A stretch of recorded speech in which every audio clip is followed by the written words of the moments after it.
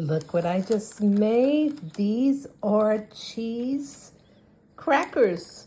I mean, they're really not crackers. They're cheese baked slices. Look at that. It makes for a perfect keto, low-carb snack.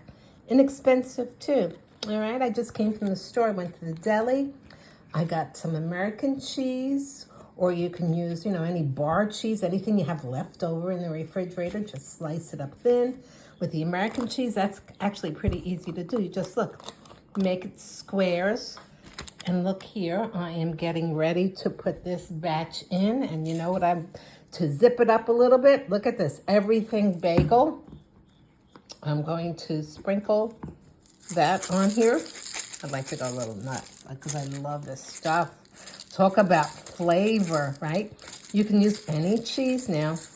Again, whatever you have left over in the refrigerator, maybe you just have a little bit left. Cream cheeses don't work well.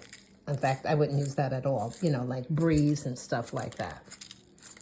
Okay, so there we go. Look at that. All right. I actually have a couple of batches in the oven right now. Look, that one's ready to come out. That one isn't.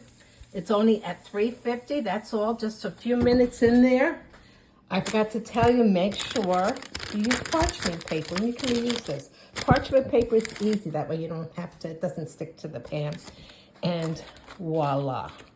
Just take them off. Look at that. You can put some chicken salad on that. You can put some olives. You can put cream cheese. You can put other cheese.